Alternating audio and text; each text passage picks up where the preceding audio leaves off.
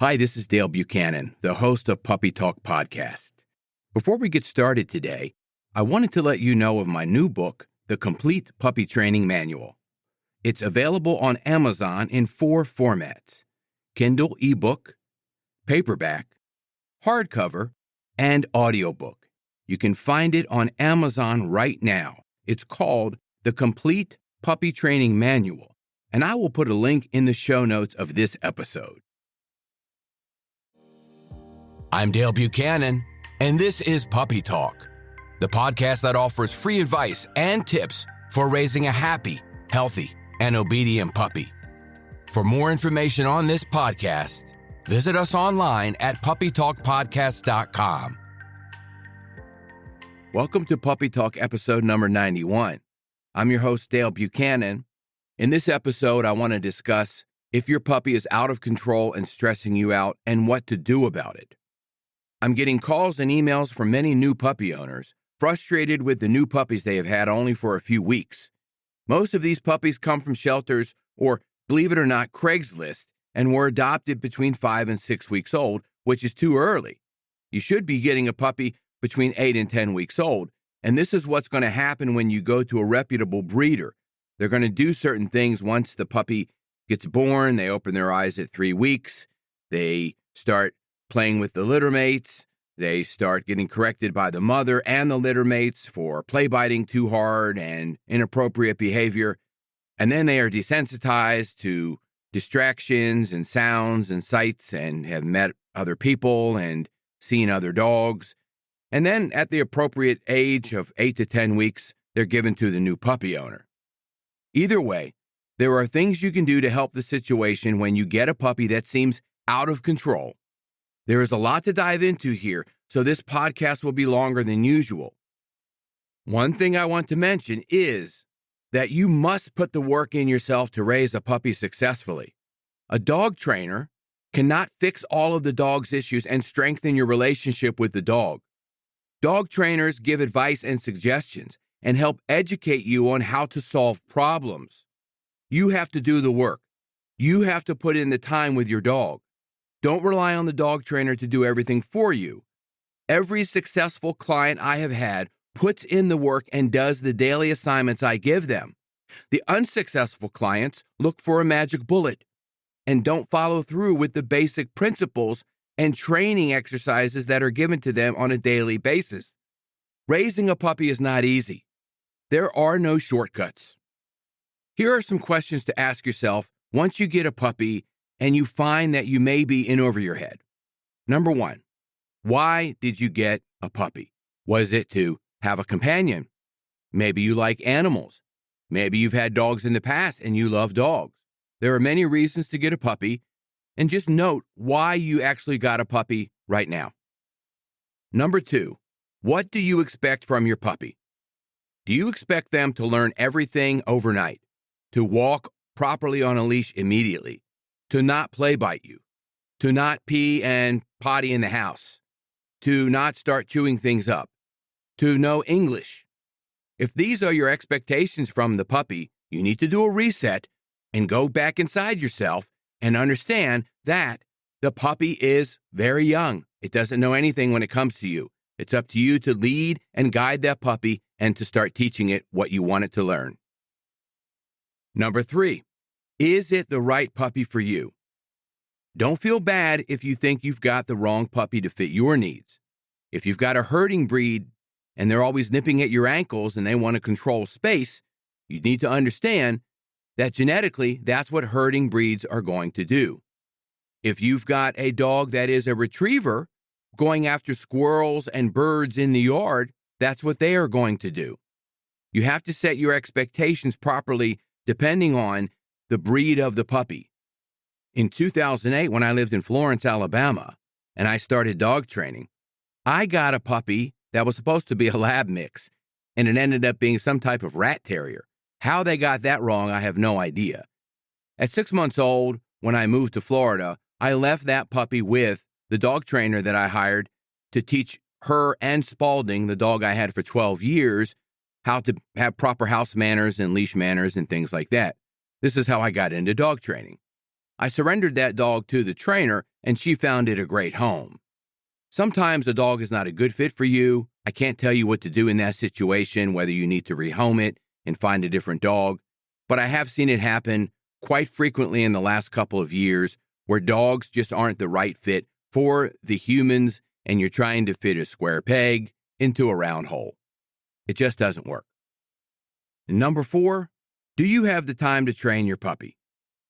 This is really important to ask yourself because you're going to need to put in a lot of time to raise and train that puppy, just like you would with children, or if you owned a business and you had to train employees. You must have the same attitude when raising a puppy. If you don't have the time to put in, it's not a good idea to have a puppy because all you're doing is you're setting them up for failure. And that's not what the puppy wants or deserves. If you decide to hire a dog trainer and you want results, you must follow everything the trainer tells you, such as precisely what to teach your dog and when, how much sleep the dog needs, how to socialize your puppy, how to start leash training them. If you don't follow the principles, you won't get the results. Things you can do right now if your puppy is out of control. 1, check your emotions.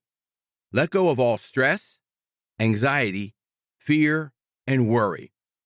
This is very important because every time you have these emotions and you're interacting with your puppy, they can pick up on it and they don't like it. 2, don't get frustrated with your puppy, no matter what. If they have 3 potty accidents in the house during the day, it's not their fault. Their space needs to be managed and they need to be taken outside more. Don't get frustrated with the puppy when they haven't learned what you want them to do. It takes time. It takes patience. Try not to get frustrated. 3, set the puppy up for success. This is your only job as the puppy owner. Set them up for success. Focus on what you want the puppy to learn and do. Don't focus on the puppy's unwanted behaviors and how to stop those behaviors or how to fix those behaviors. Your puppy is not an appliance, a circuit board in your washing machine where you can just take it out and put a new one in. This is a living creature, and you're dealing with behavior and emotions, and you have to work with this puppy on that level. You have to be patient. Number 4, manage expectations. Like I just said, you have to be patient, and don't expect your puppy to learn everything overnight. Think about this for a second. It takes a human 17 years of schooling to be ready for the real world. They go to elementary school, and then middle school, then high school, and college before they are expected to know how to live life on their own. However, people expect their new puppies to learn everything in a week. This is unrealistic. Give the puppy a chance. And I keep saying this again, but be patient. By the way, all of the information I'm sharing so far is in my book, The Complete Puppy Training Manual. It's available on Amazon in paperback, hardcover, Kindle ebook, and audiobook. I'll put a link in the show notes. The next thing you can do for an out-of-control puppy is to make sure you're meeting the needs of that puppy. This list will go in order of importance, starting with exercise. Walking on a loose leash 5 to 8 times a day for 5 to 10 minutes each. This seems like a lot, but it's not because they need a lot of potty breaks, and every time they have a potty break, it's a 5-minute training session for you to put the leash on, have them wait at the door, have them go outside calmly, go potty, and do a little bit of loose leash walking. It's very easy with a puppy. They need to be outside a lot. Also, they need to run off leash 2 or 3 times a week. If you have a backyard, this is great. If you don't have a backyard, you have to wait until they have all their shots where you can take them somewhere else and they can run off leash a couple times a week. The next thing that your puppy needs is plenty of mental stimulation in the form of obedience training. You should be doing 15 to 30 minutes a day. You can break it up into 5 or 10-minute sessions, but you need to do somewhere between 15 and 30 minutes a day, depending on the age of your puppy. You want to integrate mental stimulation into the walk as well. Because remember, when you're with that puppy and you're interacting with them, you're effectively always training them. So the walk is a great time to train them and also set up time to do some basic obedience foundational training such as sit, down, stay, bed, leave it, drop it, and so forth. The next thing your puppy's going to need is socialization. This is primarily going to happen after they've had their rabies vaccine and all of their boosters. You need to have your puppy socialize with other dogs, at daycare or dog park at least 2 or 3 times a week. Also, you want to bring your puppy around a lot of people in different environments. I take puppies on field trips to Home Depot, Lowe's, Tractor Supply, Hobby Lobby, Michael's, pet stores, and so forth. The puppy needs a lot of socialization, and it's up to you to provide that for them. They can't sit at home all the time and learn everything. The next thing your puppy's going to need is plenty of enrichment. This is where things like Kongs, licky mats, target training, nose work, agility training, and even car rides come into play. I include these in my basic puppy obedience program, and this is a necessity for all puppies to have in their life. Next on the list is playtime. You want to get a ball or a frisbee and have them play fetch, or something with a rope and play tug or something like that.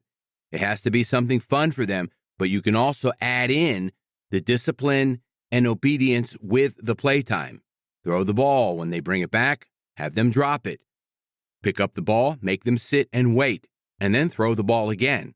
That's great play, mental stimulation, enrichment, discipline, and obedience all wrapped up in one.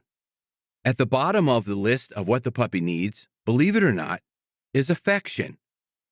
We want to use affection as a life reward.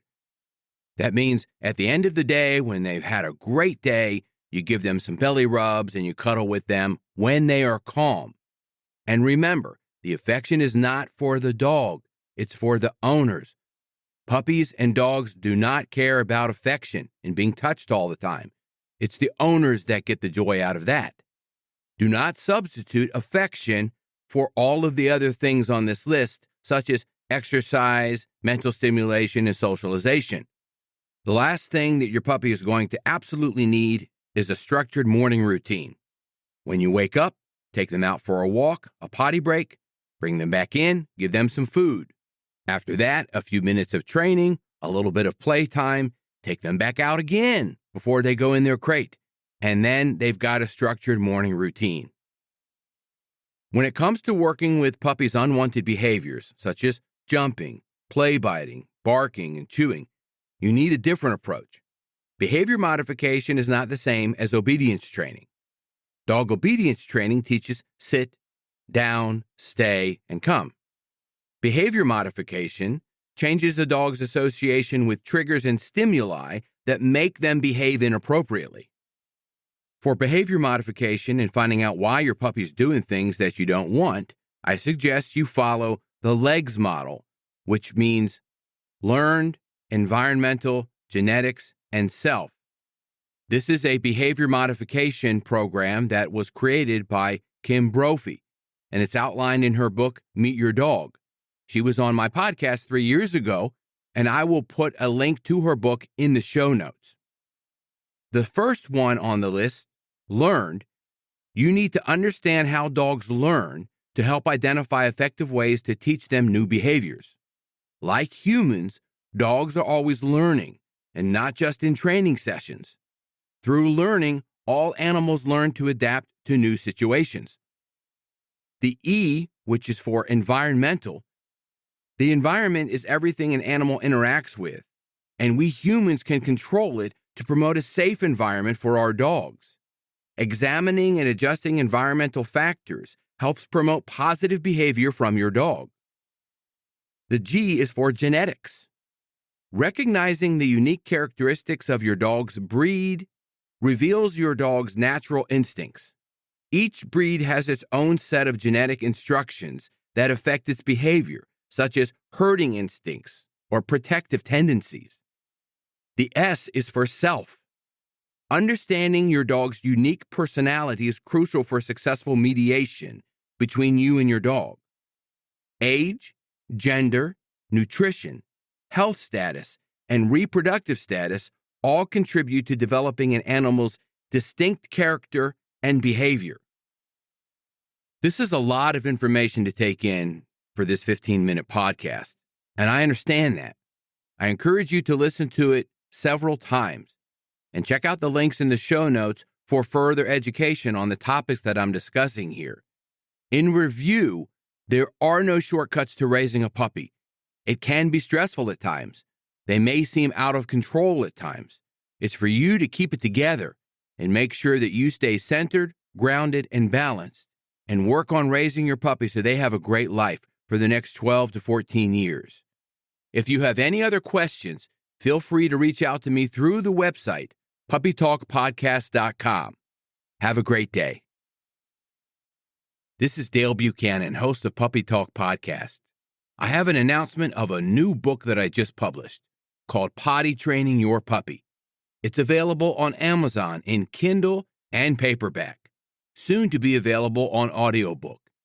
You can find out all the details of this book using the link in the show notes. It's called Potty Training Your Puppy. It's a comprehensive book with a simple and effective way to help potty train your puppy, and it really works. Check out the link in the show notes.